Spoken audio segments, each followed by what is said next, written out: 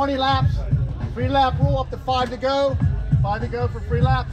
Pit is right over here, right in front of the sports medicine tank. Okay. I'll try to keep you in if I can, but if it looks like you're way out of contention, I may be pulling you. Because there's a mixed group, that makes it a little difficult, so I'll try not to pull anybody because we have 65 and 65 in here. So, the 65 or 500s, right? 500 numbers? Yeah, okay.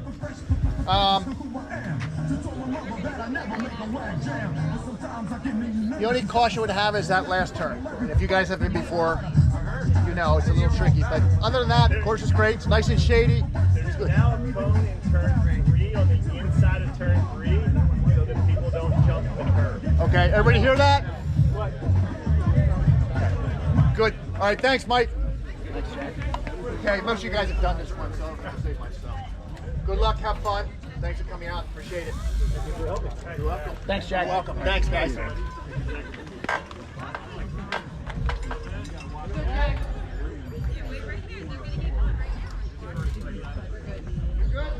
All right, gentlemen.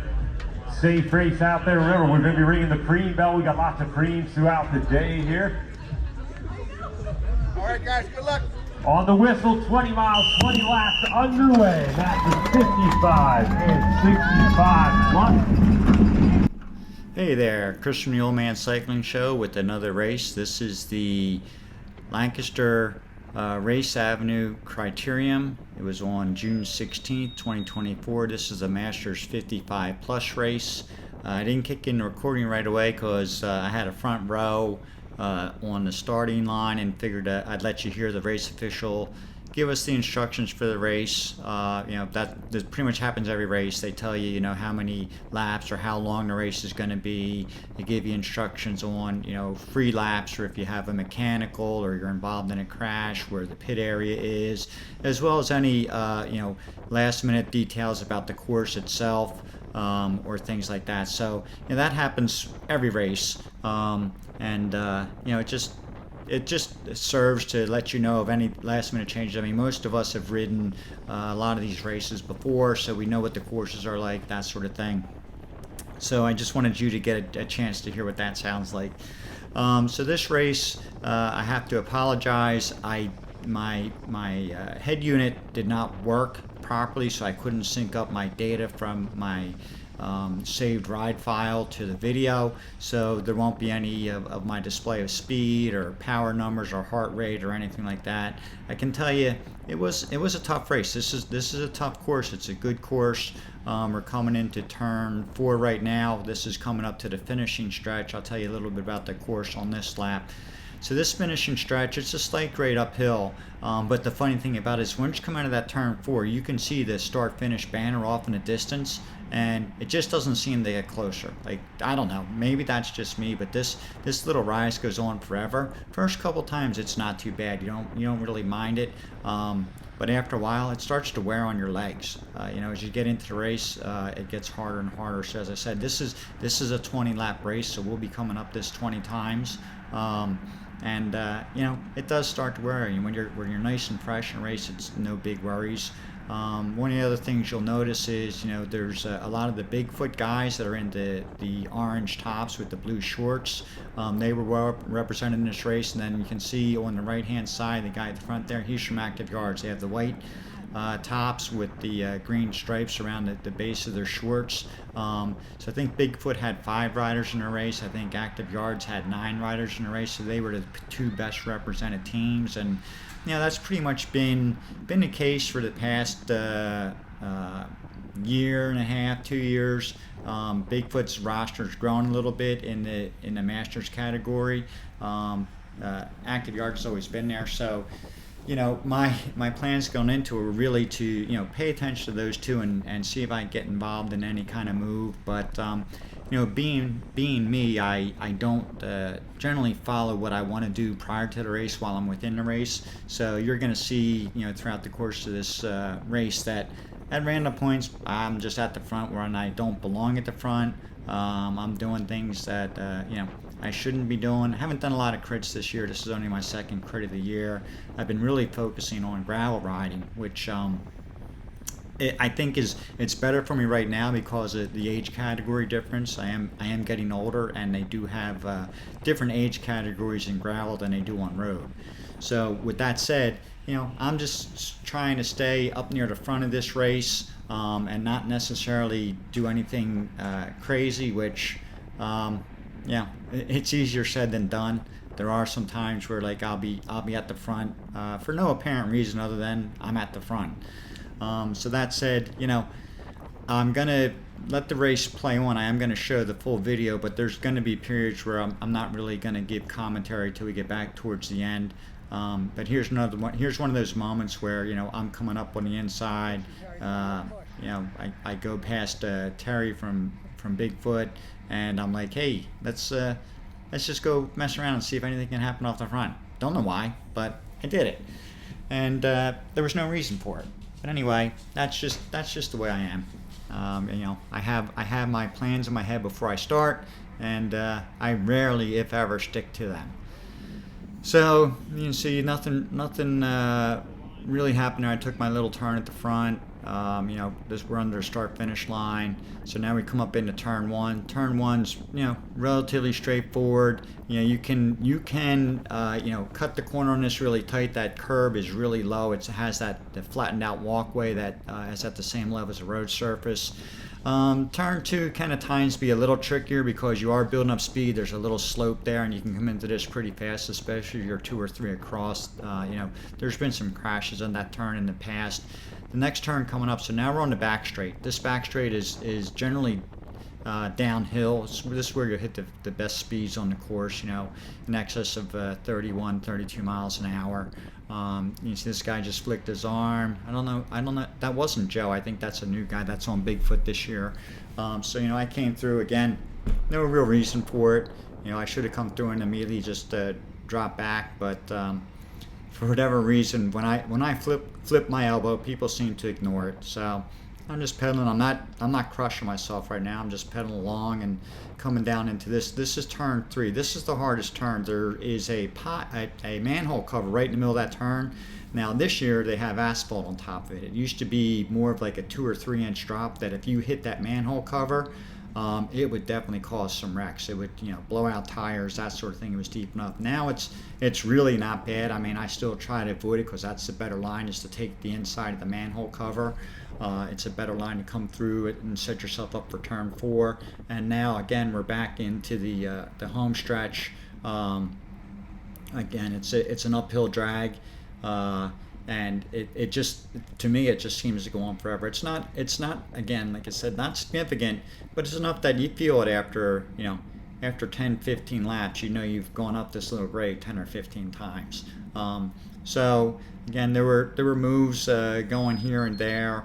Nothing really stuck immediately, and eventually there was a move that got away that had active yards and a Bigfoot guy in it, and that seemed to calm everything down for a couple laps. They were off the front, and people just were sort of watching what was going on. So right now, again, this is me for no reason being on the front, bearing the brunt of going up the hill, and again, it's just me being disciplined with myself, and I'm not. I just like to go out and ride, and when I have a chance, I like to push it, and when I can sit in, I like to sit in. So I don't know, maybe one of these days I'll learn, probably not. So as this race goes on, you're going to see there's a series of attacks, people going off the front, and generally, it's going to involve an active yards and a Bigfoot racer, and then once that happens, things calm down till the next one goes. So I'm going to just let this race play on, and as we go along, I'll comment more, but there'll be some periods of silence. I had the background noise of the race turned down, so you don't get all that wind noise. So while we're watching the race happen, I'll tell you a little bit more about my bike and changes I made to it and and changes I'm going to make to it. So my bike is a Pinarello Gone RS, which was the top of the Gone line at the time it came out. It's a Touray 900 carbon, so it's they're stronger carbon, which requires less of it for the bike. So it's a pretty light bike. It comes in at just over 16 pounds. I have last year I got Lun Hyper V wheels on it. That's a Chinese wheel brand. I'll tell you what, those wheels are really nice. I got the Lun 45s, and what the 45 represents is that it's a 47 millimeter dish on the 47 millimeter deep rim on the front, or 45 millimeter deep rim on the front, and a 57 millimeter deep rim on the back. So it's got a little bit of an aerodynamic effect. If you're riding in a good crosswind, you can definitely feel it on these wheels. Are deep enough that it'll affect you. On those wheels, I run tubeless Continental GP 5000 STR tires.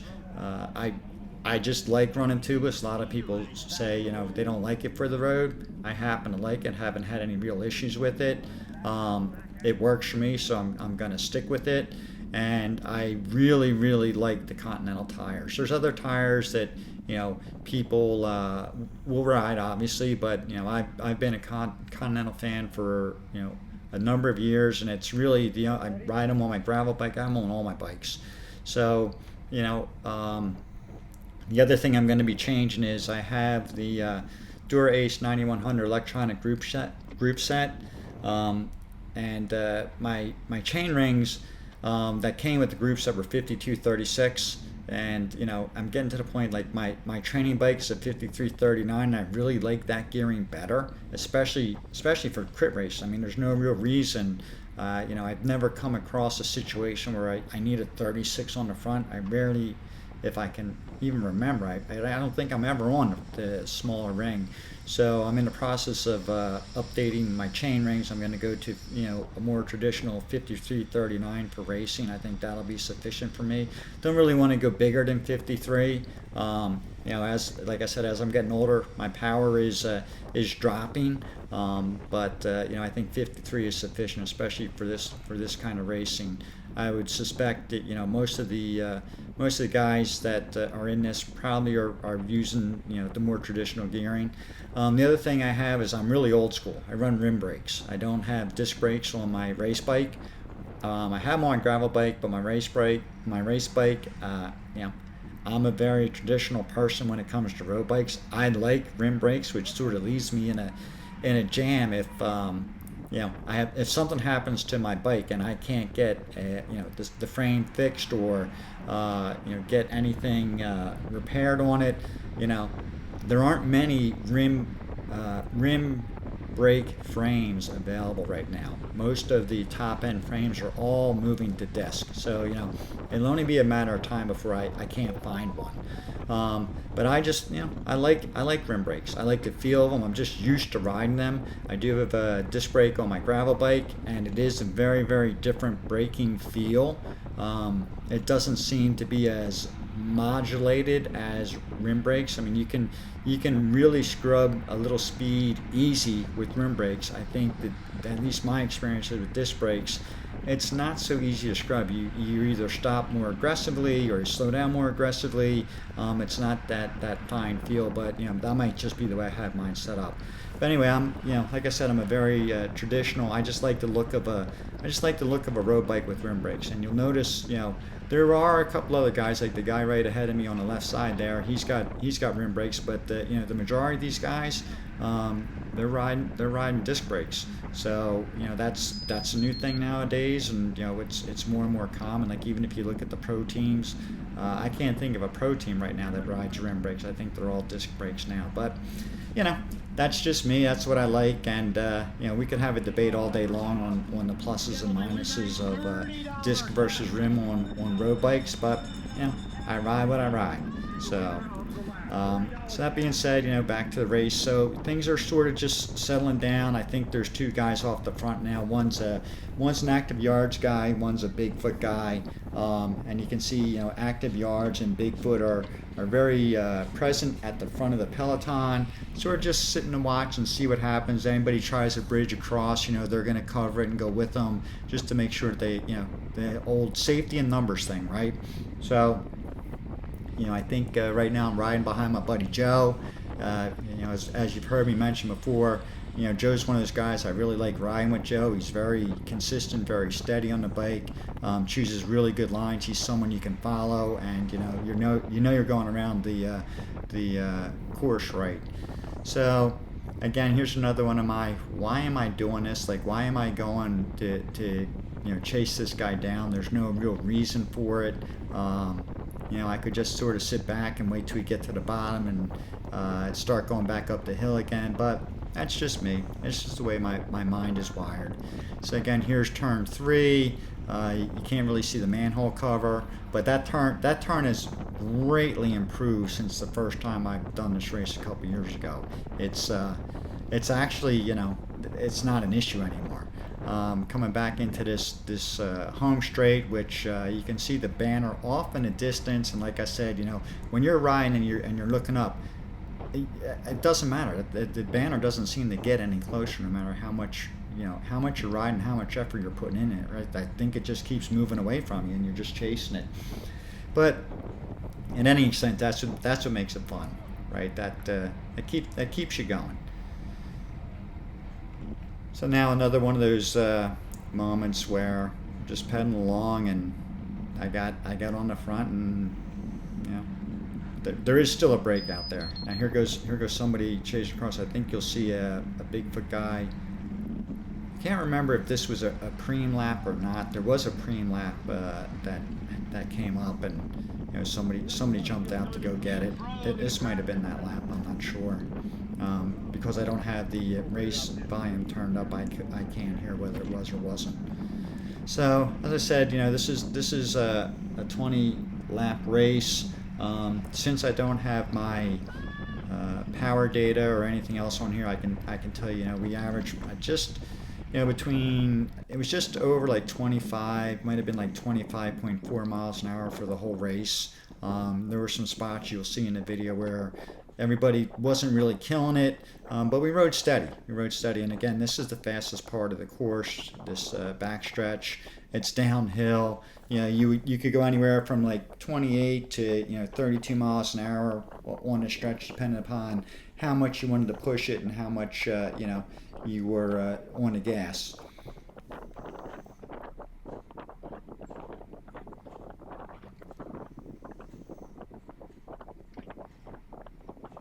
And again, coming into turn 3 here, never any real issues in this race. I think our race, this is the first time in a while I remember our race was smooth. I don't think there were any that I can remember. I don't think there were any incidents in this race. There was no real shouting or close calls or anything like that. It was a pretty smooth race from the point of view of potential crashes. That's always a good thing to have. You really don't ever want to see a crash in a race like this. You're going at good speed. People can get hurt pretty easily. At the speeds we're traveling. So it's always a good thing. When it's a non-eventful race, it's like when you're flying somewhere and someone says, "How's your flight?" The best answer is always uneventful. That's the way I want all my flights. So that's the way I want my bike races too. And again, I'm a realist when it comes to these races. Like, I know I can't sprint with these guys. I can pedal. I have pretty decent endurance. I can hang in there and pedal. But I spent, as usual, too much time at the front of a group, taking on the burden of the wind for the peloton. Now it wasn't bad this day. There wasn't a big breeze or anything, but it's just you spend more energy at the front. It's just the way it is. Whereas if you can tuck in, it really is 30% more efficient.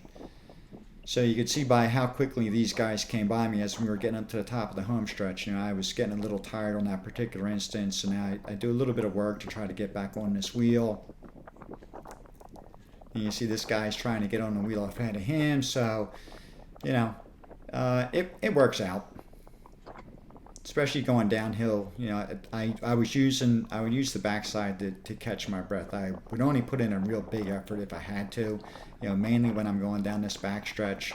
I'm just trying to stay in contact, trying to recover my breathing, knowing that we're going to go back to the finishing straight in just a minute or so. So, you know, that's the way it rolls.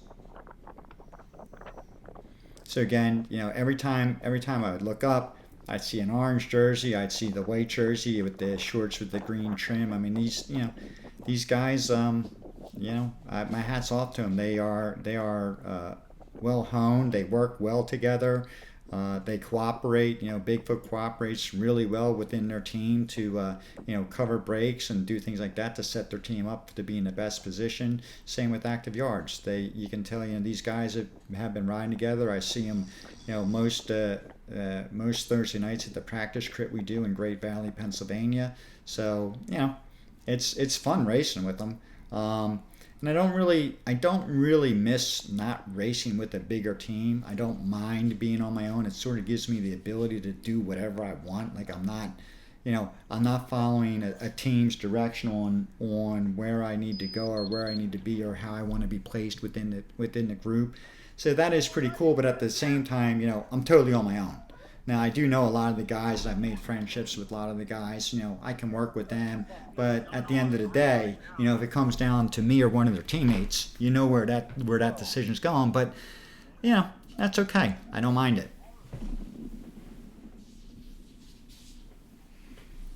Keeps things exciting. So again, coming through turn one.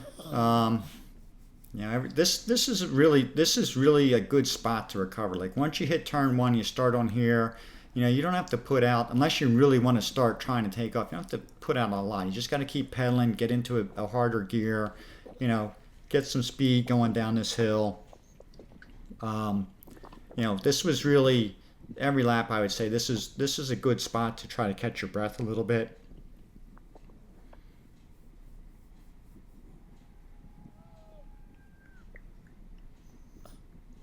And by the way, it was really nice. Like, the weather was perfect, but it was nice to have this backside shaded. Not that the uphill was overly hot, but it was getting a little warm. You know, as the day went on, our race started at 11 a.m. So, you know, we're starting to get into the heat of the day, but it wasn't unbearable. It wasn't bad. Another thing I always ask myself is, why do I take a full water bottle on every race I do? I've yet to be in a race and take a sip from my water bottle. And there's a number of reasons for it. Number one is, you know, I'm usually riding in the drops. I'm usually focused on, you know, what's going on around me and making sure that my bike stays straight, because I don't want to swerve, you know, for anybody behind me. You know, I want to hold my line really well. And, you know, I just, in the heat of the moment, you know, even though I do get thirsty and I be like, yeah, I could use a sip of water, but at the same point in time, it's just like, why bother? So I know the one time I don't take a bottle with me is the time I'm going to be like, I need water, I can't pedal any further. But you'll see. Maybe I should just take like a quarter full bottle. You know, not that weight of the water bottle is making any difference for my ability to perform in this race or not, but it's a psychological thing, right? Like, why am I doing that? Like, my buddies at the bike shop I go to kid me and say, well, why don't you at least take one of your two cages off? You know, you don't take two bottles on a race, so at least take a cage off. I'm like, you know, I'll get around to it. Haven't gotten there yet, though.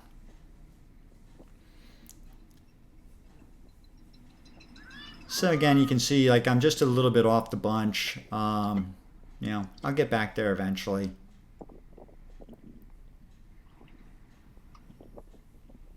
This race did stay together pretty well for the main group. You know, there were some instances where, you know, some breaks did get out for a little bit and, you know, came back, but, you know, the race itself didn't really splinter into multiple groups. There were people off the front. There was a peloton that was pretty close, and then you know, I never really saw, you know, behind the race. So I don't know what was going on back there, but I think for the main group, you know, it stayed together.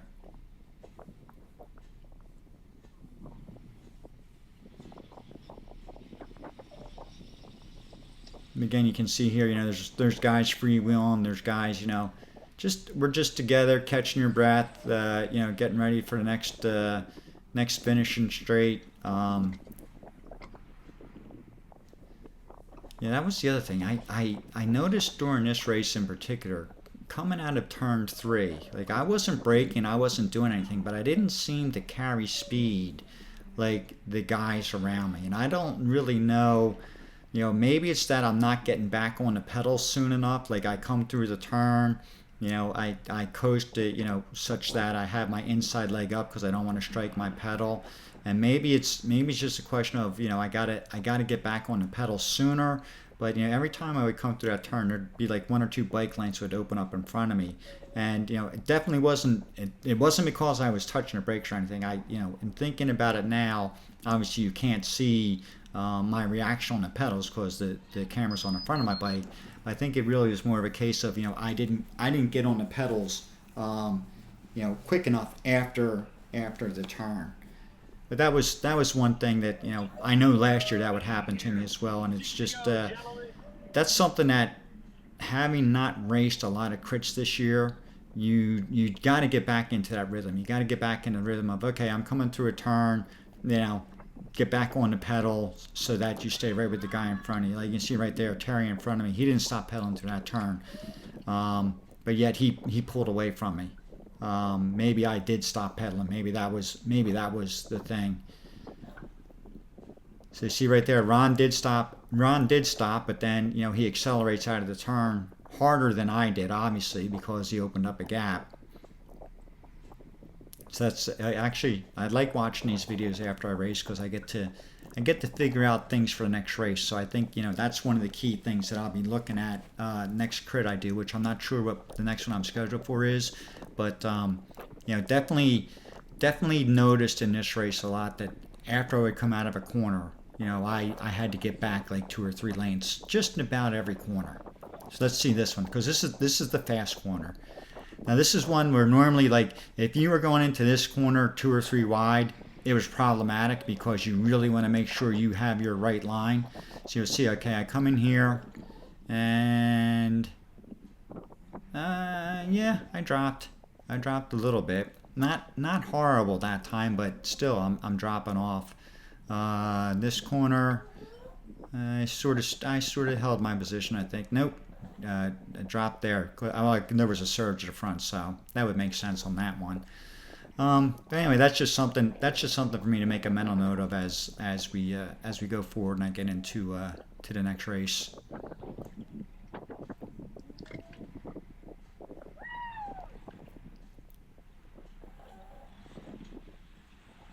So another thing I did notice during this race, which was different than last year, is we used a lot more of the road.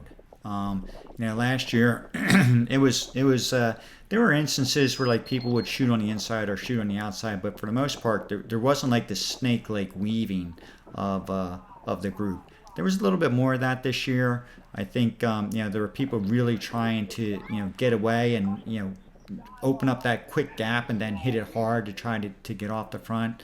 But you know, again, it's really fun to have like a back seat. I call it a back seat because, you know, I'm watching these guys work together. It's really fun to watch and see how the team dynamics play out when you have, you know, guys, you know, multiple guys on a team represented, and you watch how they work together. You know, one guy will chase a break or initiate a break. The next guy will sit there and, you know, see what happens and who chases and cover them. So you know, you do learn a lot. It's like having the best seat in the house to a really cool bike race.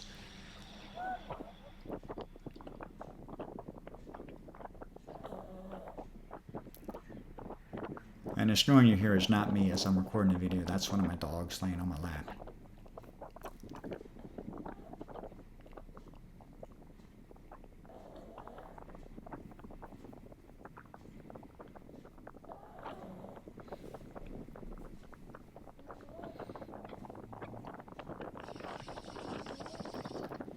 It's my buddy Joe.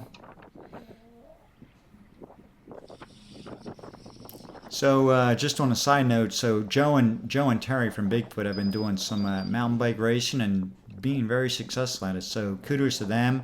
it just goes to show, these guys, we're out on the road, but we also do other things. Like I said, my focus this year is really on gravel racing, and I've been doing a couple of gravel races. As a matter of fact, this upcoming weekend, I'm going to do a Belgian waffle ride down in Asheville, North Carolina.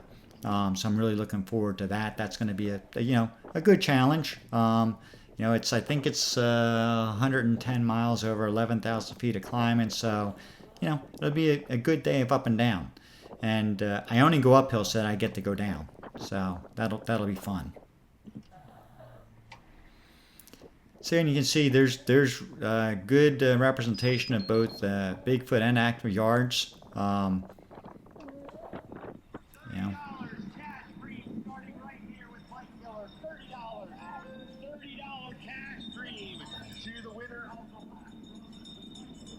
Just fun to be part of.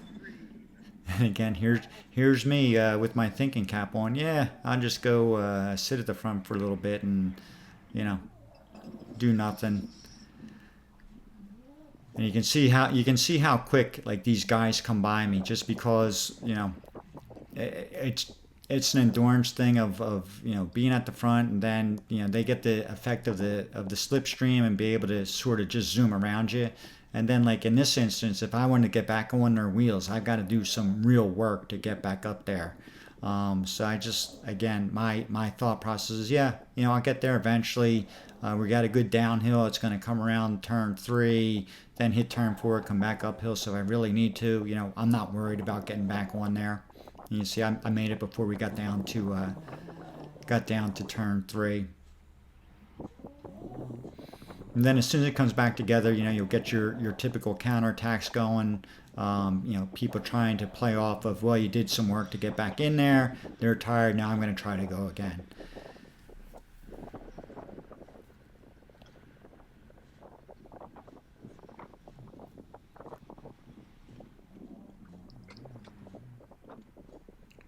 So I don't know if you can hear it now. I got 2 dogs snoring in the background.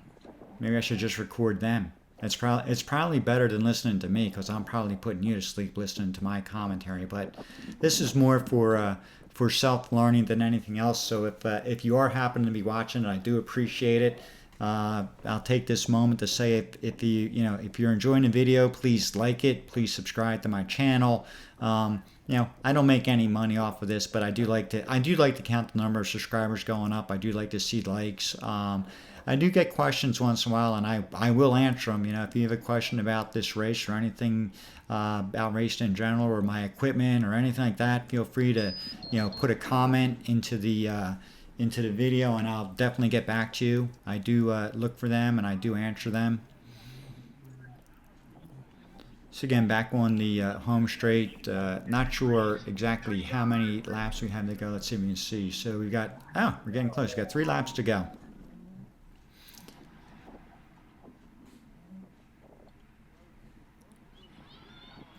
So this is another team I didn't call out. There were some guys from Guys Racing, say that 3 times fast. There were some people from Guys Racing in this race.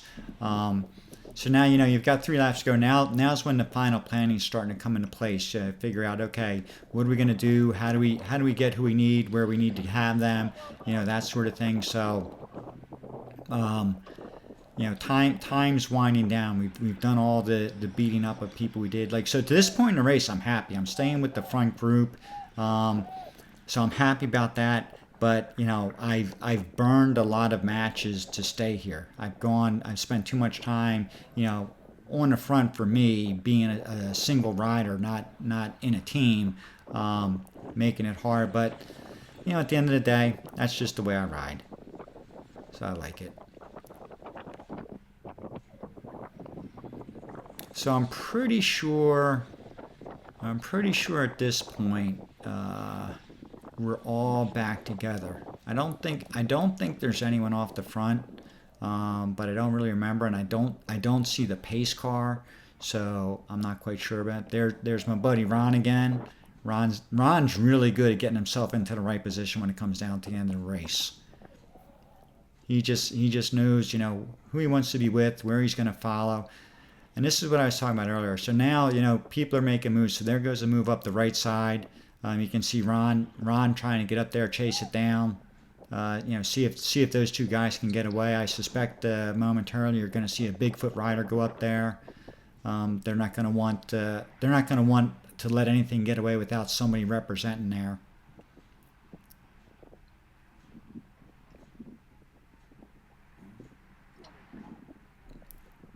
Back up the finishing straight that never ends. You see in the distance that they got a little bit of a gap.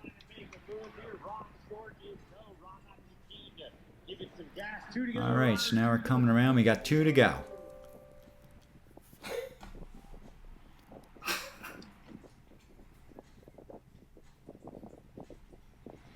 And there were so this was the Masters 55 and 65 plus. So there were 65 plus guys mixed in with this race. And the official, you heard him at the front say, I'm going to do my best not to pull anybody. So what will happen is people will get pulled from the race if you're going to interfere with the race. So, if you're in the 55 plus race and you're going to get lapped, or you're going to interfere with the guys who are in the lead of the 55 plus race, and you're not in a group of other people, you're by yourself, they'll tend to pull you.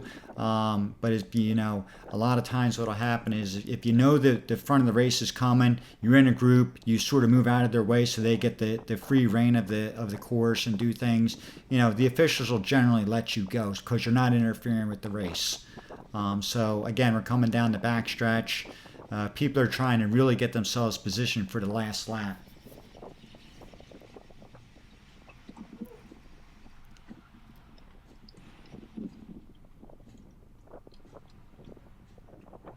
I think I did pretty good on that one. Didn't really seem to lose a whole lot of space between me and the guy in front of me.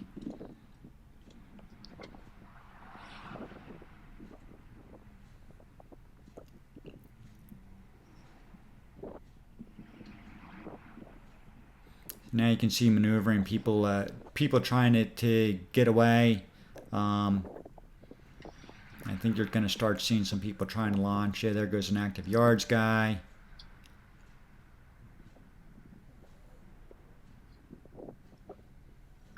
So the 2 big teams are well represented right now. You've got a bunch of active yards guys at the front, a bunch of Bigfoot guys at the front. There, of course, is Ron. Ron's always near the front.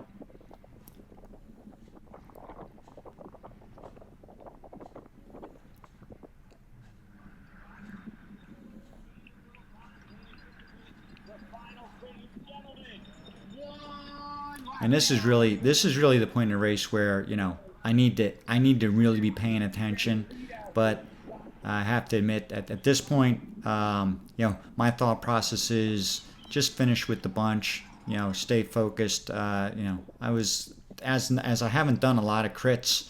I was just definitely feeling the effect of coming up the home stretch 19 times. So I know that if it's a bunch like this, just staying in a bunch is good for me. I'm not coming back to it. I'm not, gonna go past it or anything like that. So, I was, at the end of the day, I'm happy with this race. I think as the season goes on, I'll pay attention to some of the things I learned from this race. Definitely going to watch, carrying my power through and out of the corners. Definitely watch, my positioning in the pack early in the race. Not try to do so much work at the start of the race. Really save it for the halfway point or later. But all things considered, I had a great time. This was a really good Father's Day present to me. Like, I like going out racing. Like I said, it was uneventful, which is the best kind. It was a good race. It was a fast race. I love this course. I highly recommend if you're considering, doing a race, you pick Race Avenue. So now you can see we're coming up to the home stretch, and I'm just like, okay, there goes the group. Just try not to lose too many wheels as I go up this home stretch. So I think I did okay. For me, I'm happy with the way the day went. Hope you enjoyed watching this video. Again, if you do, please like it. Subscribe to my channel if you have a chance. Any questions you have about the race, my equipment, me, feel free to post in the comments. I'll definitely answer you.